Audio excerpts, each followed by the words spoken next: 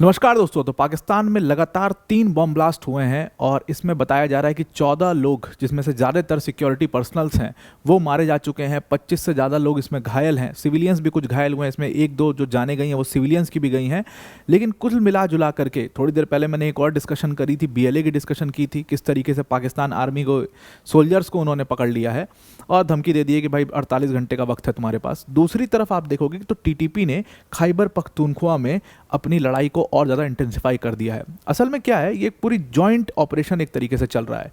खैबर पख्तूनख्वा में TTP ने notice किया कि पाकिस्तान बहुत कमज़ोर हो गया है और BLA ने साउथ वेस्टर्न बलूचिस्तान को एक तरीके से आप कह सकते हो कि ऑपरेशन हिरॉफ का जो सेकंड फेज़ है बहुत सक्सेसफुल हुआ, उन्होंने कब्जा कर लिया है।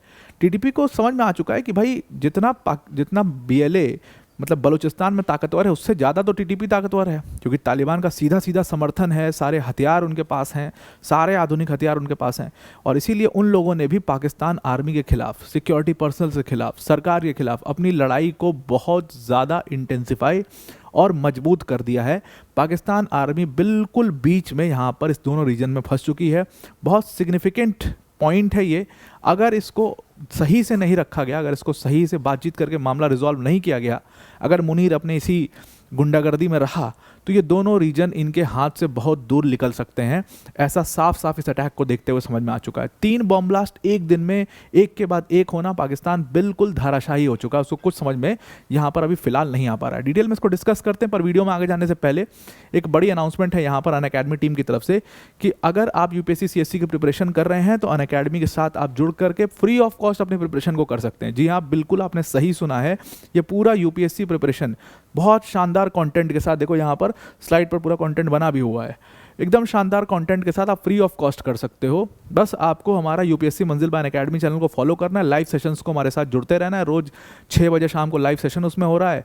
आप आराम से 2027-28 की अगर प्रिपरेशन कर रहे हो तो आप बहुत आराम से अच्छे कंटेंट के साथ प्रीलिम्स मेंस दोनों की प्रिपरेशन कर सकते हो। कहीं जाने की कोई ज़रूरत आपको नहीं है, कोई पैसा ऐसा खर्च करने की ज़रूरत नहीं है।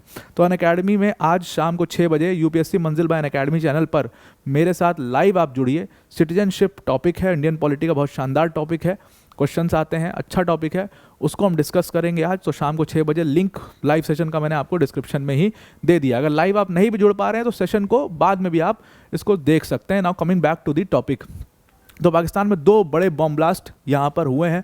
2 बड़े बॉम्ब ब्लास्ट हुए खैबर पख्तूनख्वा प्रोविंस के अंदर। यहाँ पर बताया जा रहा है कि इसमें टोटल 14 लोग मारे जा चुके हैं, 25 से ज़्यादा लोग घायल हैं। हालांकि जो घायल हैं उनकी भी हालत बहुत गंभीर है, हो सकता है डेथ टोल बढ़ सकता है। ये एक बड़ी घटना है और ये मंडे को, मतलब कल इवनिंग में ये घटना पूरी हुई। सबसे पहले एक व्हीकल थी, वही एकदम बिल्कुल टिपिकल TTP स्टाइल अटैक। एक व्हीकल थी जिसमें एक्सप्लोसिव लदे हुए थे, वो व्हीकल जाती है और वहाँ पर एक रिलीजियस कॉलेज है बाजाओ डिस्ट्रिक्ट के अंदर, वहाँ पर जा करके सीधा दीवार में लड़ा दिया जाता है गाड़ी को। फिर वो ट्रिगर होता है और बॉम्ब, बहुत बड़ा बॉम्ब ब्लास्ट होता है। इतना बड़ा बॉम्ब ब्लास्ट होता है, उसमें तुरंत on the spot 8 security personnels जो हैं वो उसमें मारे जाते हैं। कहा गया कि अगल बगल के जो घर थे वो भी कोलैप्स हो गए। घर के कोलैप्स होने की वजह से यहाँ पर सिविलियन को क्षतिग्रस्त हुआ। कई कुछ सिविलियन इसमें घायल हुए और एक बच्चे की उसमें जान चली गई। जब ये पूरे अगल बगल के घर जो हैं वो कोलैप्स हुए तब एक बच्चे की उसमें जान भी चली गई, which is a big thing. यहाँ पर साफ साफ पाकिस्तान की फोर्सेस से पूछा गया कि ये क्या हो रहा है। उन्होंने कहा कि फोर्सेस ही उनका मेन टारगेट थी। फ्रंटियर कॉर्प्स पर्सनल जो थे वो सेमिनरी के अंदर थे जब ये अटैक किया गया और 10 जो सोल्जर्स हैं वो वहाँ पर मारे गए। 8 था, बाद में 10 हो गया नंबर। और इसकी वजह से जो अगल बगल घर हैं उसके मतलब दीवार, घर के जो छत थी वो कोलैप्स कर गई, जिसकी वजह से एक बच्चे की भी उसमें जान चली गई है। यही व्हीकल था जिसको वहाँ पर ले जा करके सीधा दीवार में मार दिया गया। अब ये स्टाइल बिल्कुल TTP स्टाइल अटैक है। दूसरा अगर आप अटैक देखोगे तो दूसरा अटैक जो सेकंड बॉम्ब ब्लास्ट था उससे कुछ ही समय बाद बन्नू टाउन में हुआ। वो बाजाओ डिस्ट्रिक्ट में हुआ था, ये बन्नू टाउन में हुआ। और यहाँ पर एक रिक्शे में, जो वो रिक्शा दिख रहा है ऐसा, रिक्शे में एक पुलिस स्टेशन के बाहर ले जा करके रिक्शे को खड़ा कर दिया जाता है। रिक्शे में पूरा बॉम्ब रहता है। पहला वाला सुसाइड अटैक था, ये भी सुसाइड अटैक था। वहाँ पर जा करके 2 सिविलियंस मारे जाते हैं और उसके साथ 17 लोग वहाँ पर इंजर्ड होते हैं। मेन टारगेट यहाँ पर पुलिस स्टेशन था। अब आप एक चीज़ नोटिस करिए कि यहाँ पर सीधा सीधा सिक्योरिटी एजेंसीज को इन्होंने टारगेट बनाया। पहले वाले अटैक में भी जहाँ पर एकदम फोर्सेस कहाँ पर मौजूद हैं वहीं पर ले जा करके अटैक किया और यहाँ पर पुलिस स्टेशन के बाहर अटैक किया। मतलब सीधी लड़ाई गवर्नमेंट से, एकदम सीधा साधा मैसेज है। बहुत सिम्बॉलिज्म है, ये बहुत बड़ा सिम्बॉलिज्म एक मैसेजिंग है कि भाई हम सिविलियंस को टच नहीं कर रहे क्योंकि वो हमारे लोग हैं। हम सीधा सीधा यहाँ पर आपको पुलिस को या आर्मी को या पाकिस्तान की गवर्नमेंट के लोग हैं या चाइनीज़ नेशनल्स हैं उनको टारगेट कर रहे हैं। The message is loud and clear. अब ये पूरा एकदम जो स्टार्ट है बीएलए ने किया है। बीएलए ने जो पूरा अपना मीडिया विंग का यूज़ करके वीडियोस डालना शुरू किया है, एक पूरा एजुकेट करना शुरू किया, ये सारी चीज़ें जो हो रही हैं ना, ये सारी बहुत सारी चीज़ें जो कर रहे हैं बीएलए वाले, इसकी वजह से एक बहुत बड़ा इम्पैक्ट टीटीपी का के ऊपर भी पड़ रहा है कि भाई हम तो इनसे ज़्यादा पावरफुल हैं, हमारे पास लड़ाके भी ज़्यादा हैं, हमें सीधा वहाँ पीछे से एक सरकार का सपोर्ट है, एक देश का सपोर्ट है, हमारे पास सारे आधुनिक हथियार हैं, यूएस सोल्जर्स जो यूज़ करते थे, तो फिर हम अपनी लड़ाई को इंटेंसिफाई क्यों नहीं कर रहे हैं, हम लेजीनेस क्यों दिखाएं। तो इन्होंने और ज़्यादा पावरफुल तरीके से पाकिस्तान की आर्मी को दौड़ा करके मारने लगा है। वहाँ से बलूचिस्तान छोड़ करके रिट्रीट कर रहे हैं, यहाँ से ये खैबर पख्तूनख्वा से भी गायब होते हुए धीरे धीरे नज़र आ रहे हैं। तीसरा जो अटैक हुआ है, तीसरा अटैक शांगला डिस्ट्रिक्ट में हुआ है। इन दोनों अटैक के बाद पुलिस की सर्च ऑपरेशन टीम हर जगह पूरा सर्च करना शुरू करती है। उसी दौरान एक ब्लास्ट हुआ जिसमें शांगला डिस्ट्रिक्ट में 3 पुलिस ऑफिशियल्स मारे गए, लेकिन इसमें बताया जा रहा है कि 3 मिलिटेंट्स की भी इसमें डेथ हुई है। और इनका जो पूरा प्लान समझ में आया वो ये था कि जो चाइनीज़ नेशनल्स हैं उनको टारगेट करना है। अब ये चाइनीज़ नेशनल्स को टारगेट करना, मैसेज इज़ वेरी क्लियर। कोई भी, पहले वाली वीडियो में मैंने कहा था, कोई भी फॉरेन प्रोजेक्ट को नहीं बनने देना पाकिस्तान में इस समय।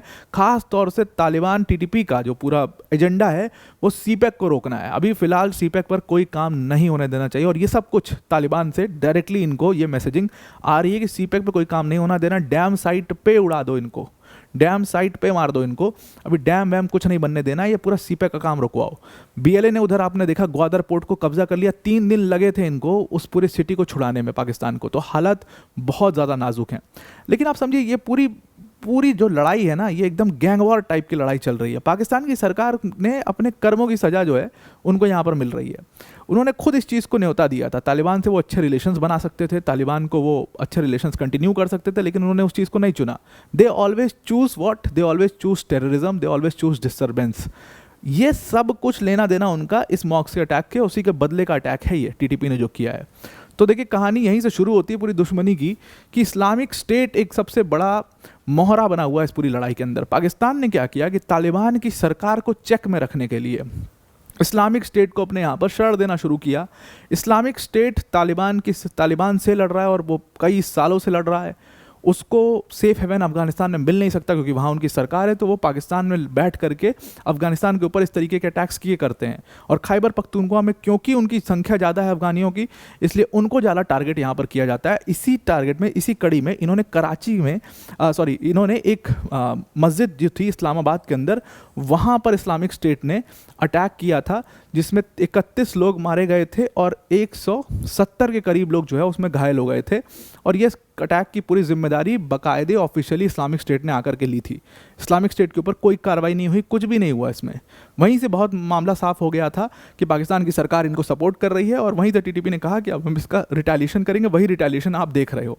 तो बहुत साफ मामला है यहाँ पर कि दोनों जो मिलिटेंट ग्रुप्स हैं, एक तरफ खैबर पख्तूनख्वा में तहरीके तालिबान पाकिस्तान, उन्होंने सिक्योरिटी पर्सनल्स को अपनी पूरी ताकत से they are coming back at them, और दूसरी तरफ से बलूचिस्तान लिबरेशन आर्मी, जिसने पूरी तरीके से साउथ वेस्टर्न बलूचिस्तान के ऊपर एक तरीके से कब्जा ही कर लिया है।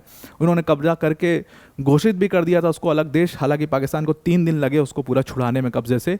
ऑपरेशन हिरौफ, फिर ऑपरेशन हिरौफ का सेकेंड फेज, और पाकिस्तान की सरकार दे आर लिटरली नट्स, उनको कुछ नहीं समझ में आ रहा है कि यहाँ पर क्या करना चाहिए। सबसे बड़ा टारगेट यहाँ पर बन रहे हैं चाइनीज़ जो नेशनल्स हैं, वो चाइनीज़ प्रोजेक्ट्स यहाँ पर पूरी तरीके से खतरे में आ चुके हैं इन सारे अटैक्स के बाद। चाइना पहले ही बहुत ज़्यादा पाकिस्तान के ऊपर गुस्सा था। चाइना ने कहा था कि भाई जब तक चाइनीज़ नेशनल्स को सिक्योरिटी नहीं मिलेगी प्रोजेक्ट्स नहीं चल पाएंगे, हमारे प्रोजेक्ट मैनेजर्स वहाँ पर जाएंगे ही नहीं। क्योंकि मार्च में क्या हुआ था, एक सुसाइड बॉम्बिंग हुई थी, इसमें 5 चाइनीज़ नेशनल्स को डैम साइट पर ही मार दिया गया था। और डैम साइट पर मरने के बाद चाइना बहुत नाराज़ हो जाता है, पाकिस्तान से रिक्वेस्ट करता है कि भाई अच्छी सिक्योरिटी की व्यवस्था करो, तब जाकर के पहले तुम अपना हिसाब किताब ठीक करो, तब हम तुम्हारे यहाँ पर तुमको पैसा दें, काम करें, मतलब पैसे लायक भी तो बनो। वो तुम्हारी स्थिति बहुत ख़राब है।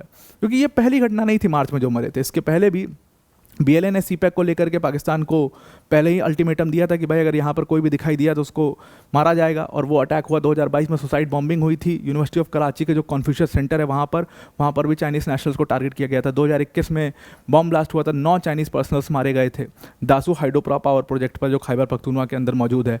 तो लगातार धमकी चाइनीज़ नेशनल्स को मिलती रहती है, प्रोजेक्ट मैनेजर्स को मिलती रहती है, इसीलिए वो लोग काम आकर के पाकिस्तान में नहीं करना चाहते, सेफ खुद को फील नहीं करते, और इनके साथ एक आध दो सिक्योरिटी गार्ड्स को लगा देते हैं। यहाँ पे आर्मी भाग जा रही है, सिक्योरिटी गार्ड्स बेचारे क्या करेंगे, वो सबसे पहले भाग लेते हैं या बेचारे वो भी मारे जाते हैं इनके साथ। यही पाकिस्तान में हो रहा है और इसीलिए सारे प्रोजेक्ट्स इस समय पर रुक गए हैं। पाकिस्तान कितना भी पैसा उठा ले IMF से, पाकिस्तान कितना भी पैसा उठा ले जाके ट्रंप के पास बैठ जाए, लेकिन कहीं ना कहीं जो उनकी इंटरनल सिचुएशंस हैं वो एक समय उनके लिए इस समय बहुत बड़ा चैलेंज बन चुकी हैं। और बांग्लादेश के रूप में जो उनको न्यूज़ मिली है वो और ज़्यादा शॉकिंग है उनके लिए। बिल्कुल एकदम हालत पाकिस्तान की इस समय पर ख़राब है। आई होप आपको पूरा आर्टिकल समझ में आ गया होगा। आज के लिए इतना ही। Thank you and have a nice day.